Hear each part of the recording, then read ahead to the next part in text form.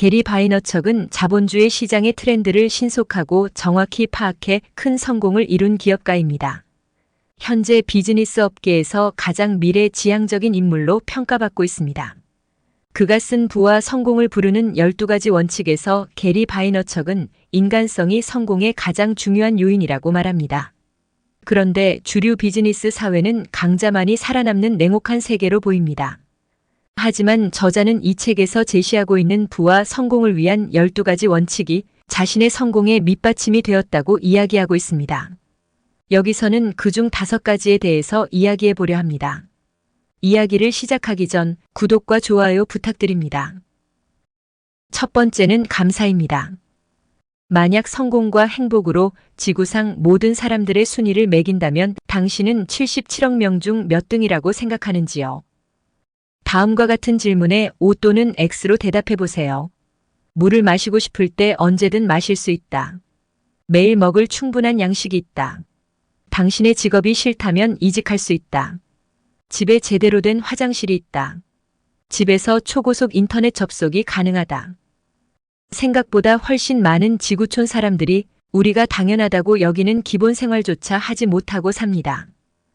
게리 바이너척은 냉전시대 소련에서 태어났습니다. 1970년대 그의 가족은 철의 장막 소련에서 9.4.1생으로 탈출했습니다. 옛소련 벨라루스 지역에서 태어난 그는 그곳에서 계속 살았다면 자기 인생이 얼마나 처참해졌을지 누구보다 더 잘 압니다. 그렇기에 세상을 바라보는 그의 관점은 감사이고 그 마음에서 삶의 동기를 부여받는다고 말합니다. 꼭 선진국이 아니라도 자기가 살고 있는 나라에서 사업을 하거나 직장에 다니고 있다면 그것만으로도 이미 대단한 삶인 것입니다. 그런데 많은 사람들이 자신이 얼마나 축복받은 존재인지 잘 모르는 것 같습니다. 아무리 고되고 힘든 날이 좋은 날보다 훨씬 많더라도 세상 인구의 절반 이상이 집에 제대로 된 화장실도 없이 살고 있다는 사실을 잊어서는 안 됩니다. 당신이나 나나 우리는 최고의 행운아입니다. 우리의 완벽한 환경과 의료 시스템은 우리를 오래 살게 해줄 것입니다. 그러니 어제나 그 전에 무슨 일이 있었던지 간에 아직도 많은 시간이 우리 앞에 펼쳐져 있습니다. 그러니 지금까지의 실수에 대해 스스로 솔직해지되 연연하지 않는 것이 좋습니다. 나도 사업을 하는 동안 이런저런 부침을 겪으며 많은 실망과 좌절을 경험했습니다. 그렇더라도 대부분 한두 시간 정말 마음 아픈 일은 최대 하루 정도 곱씹어 보는 게 고작이었습니다. 이미 끝난 그렇게 작은 일에 어떻게 아까운 시간을 쓰겠습니까? 감사함에서 얻는 에너지는 분노나 실망으로 인한 에너지보다 강력하고 더 오래 지속됩니다. 분노는 지니고 다니기에는 무거운 재료들입니다. 하지만 감사함은 가볍습니다. 아침에 일어났을 때 사랑하는 사람 중에 아무도 사고로 죽거나 불치병에 걸린 사람이 없다면 그것만으로도 기분 좋은 하루를 시작할 수 있습니다. 나에게 소중한 사람들이 괜찮다면 나도 괜찮습니다. 그것이 가장 소중한 가치입니다. 내게 없는 것을 부러워하지 않고 가진 것에 진심으로 감사한다면 일뿐만 아니라 삶에서도 승리할 수 있습니다. 두 번째는 자기인식입니다. 인간은 누구나 자기가 알고 있는 부분적인 사실을 확대해 자신이 믿는 쪽으로 밀어붙이는 경향이 있습니다. 또한 자기 자신을 정확히 알지 못하는 상태에서 터무니없는 기대와 희망을 품는 이들도 적지 않습니다. 정확한 자기인식을 갖기 위해서는 현재의 모습을 사랑하고 받아들여야 합니다. 자신을 있는 그대로 받아들이면 더 이상 다른 사람들의 시선이 무섭지 않습니다. 야망을 위해 타인의 인정을 받으려고 너무 노력할 필요는 없습니다. 자기인식에 문제가 있는 사람은 주위 시선에 너무 많은 신경을 씁니다. 구성원으로서의 조화와 나의 일을 얼마나 능숙하게 잘할 수 있느냐는 것이 중요합니다. 돌이켜보면 나는 어린 시절부터 자기인식이 뚜렷한 편이었습니다.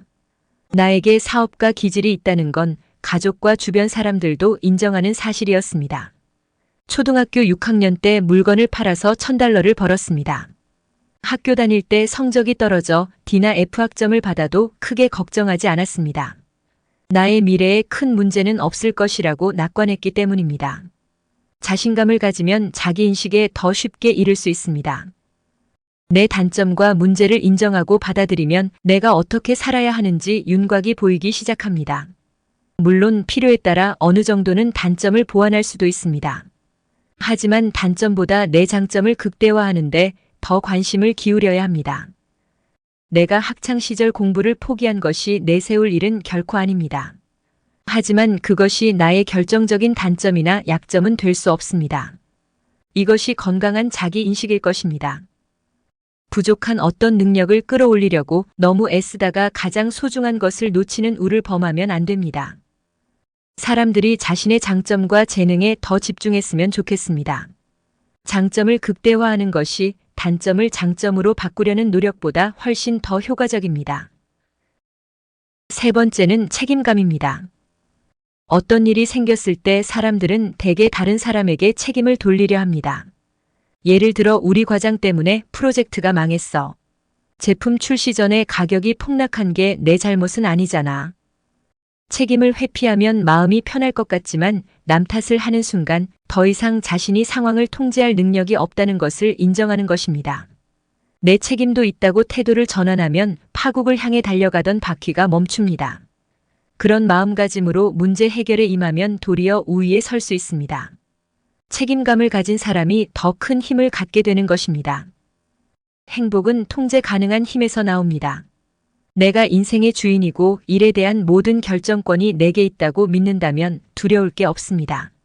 내가 열심히 일해서 저축이 넉넉하다면 뭘 먹고 살지에 대한 불안감은 줄어들고 이직이나 새로운 일을 선택하기도 상대적으로 쉽습니다. 선택권이 있는 사람만이 누릴 수 있는 자유와 여유입니다. 꿈과 성공에 어떻게 도달할지 결정하는 사람은 어디까지나 나 자신입니다. 인생에서 내가 할 수 있는 일이 별로 없다는 불안과 공포는 무력감에서 비롯될 때가 많습니다. 책임감은 그 무력감과 불안을 없앨 수 있는 가장 강력한 요소입니다. 네 번째와 다섯 번째는 긍정과 끈기입니다. 인생에서 두려움과 상처가 많은 사람들은 일단 긍정을 부정부터 하고 봅니다. 그들은 긍정을 세상 물정 모르는 순진함이라고 비웃습니다. 자신의 미래에 대해 희망과 확신을 가지면 원하는 결과에 이를 가능성이 훨씬 높습니다. 긍정의 힘은 일의 위험성도 알고 원치 않는 결과에 대한 가능성도 알지만 잘 될 것이라 믿고 끝까지 추진하는 힘입니다. 꿈꾸던 일을 할 수 있는 기회가 주어진 것에 감사하고 일의 모든 과정에 충실히 임한다면 성공의 문이 열릴 것이라고 생각합니다. 그런 긍정의 마음가짐으로 나는 이때까지 살아왔고 현재에 이르렀습니다. 또한 감사의 마음은 더욱더 희망적이고 긍정적인 사람으로 만듭니다. 긍정은 홈런을 칠 수 있다는 보장이 없다는 것을 인정하면서도 다음 기회가 있음에 기뻐하는 것입니다. 나를 변화시키려면 밝고 긍정적인 사람들과 함께 하는 것이 가장 좋은 방법입니다.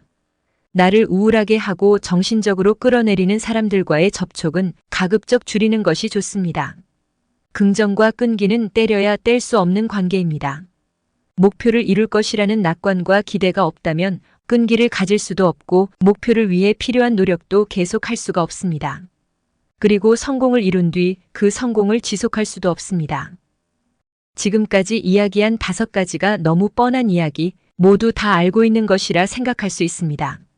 그러나 성공한 사람들은 아는 데서 끝내지 않고 행동으로 옮깁니다.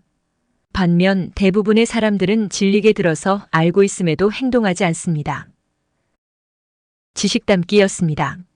함께 해주셔서 감사드립니다. 영상이 좋으셨다면 구독과 좋아요, 공유 부탁드립니다.